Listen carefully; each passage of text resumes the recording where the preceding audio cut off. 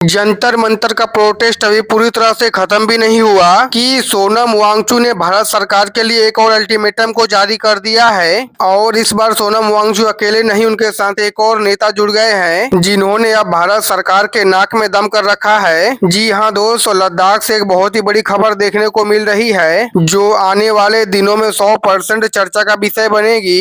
तो latest media report के मुताबिक दिल्ली के जंतर मंतर पर सीजेपी के आंदोलन को सफल बनाने के बाद सोशल एक्टिविस्ट सोनम वांगचुक ने एक बार फिर से केंद्र सरकार की मुश्किलों को बढ़ा दी है, क्योंकि ले एपिक्स बॉडी के प्रमुख नेता सेरिंग दोरजी लाक्रो और सोनम वांगचुक ने केंद्र सरकार को 1 महीने का अल्टीमेटम को दे दिया है। दोनों ने केंद्र सरकार को अल्टीमेटम देते हुए कहा कि अगर उनके मांगों को नहीं माना गया तो वो एक नया आंदोलन शुरू करेंगे और इस बार वो अकेले नहीं तो लद्दाख के पूरी फोर्स को लेकर दिल्ली आएंगे। दरअसल सोनम वांगचुक का कहना है कि उन्होंने पिछले साल लद्दाख के लिए जो संवैधानिक सुरक्षा की मांग को लेकर जो आंदोलन किया था, जिसमें लद्दाख को भारतीय संविधान की 6ठी अनुसूची के अंतर्गत संरक्षण मिले, लद्दाख को पूर्ण राज्य का दर्जा मिले और स्थानीय लोगों के लिए सरकारी नौकरी देने जैसी मांगे थी। तो उस प्रोटेस्ट के दौरान केंद्र सरकार ने लगभग 80 प्रोटेस्टकारियों पर आपराधिक मामले को दर्ज किए थे। कुछ लोग पुलिस फायरिंग में मारे भी गए थे। तो वही मांगे अब फिर से एक बार दोहराई जा रही है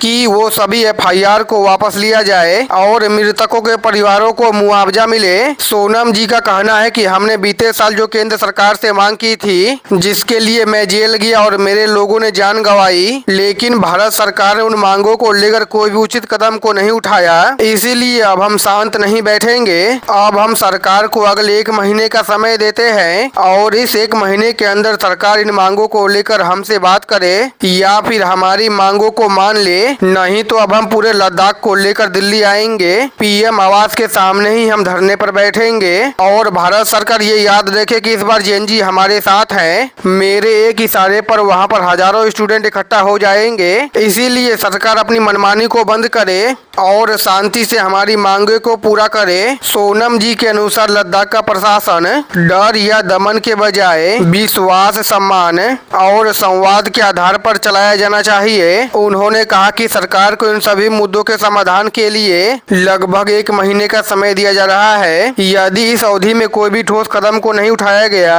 तो लोगों को एक बार फिर से आंदोलन का रास्ता अपनाने के लिए मजबूर होना पड़ेगा। अब लद्दाख के लोग इसलिए भी केंद्र सरकार से नाराज हैं क्योंकि 22 मई 2025 को हुए केंद्र सरकार के साथ बैठक में सरकार ने लद्दाख को आर्टिकल 370 जैसे संवैधानिक सुरक्षा देने के प्रस्ताव पर सहमति जताई थी। हालांकि अब तक कोई भी अंतिम फैसला नहीं लेने के कारण लद्दाख के सामाजिक संगठनों में असंतोष बना हुआ है और अब वो सभी भी दिल्ली में अनशन पर बैठने की धमकी को दे रहे हैं। तो दोस्तों, अब आप सभी ही बताना कि सोनम वांगचुक के मुताबिक लद्दाख को पूर्ण राज्य का दर्जा देना चाहिए या नहीं देना चाहिए। कमेंट कर आप सभी हमें जरूर से बताइएगा।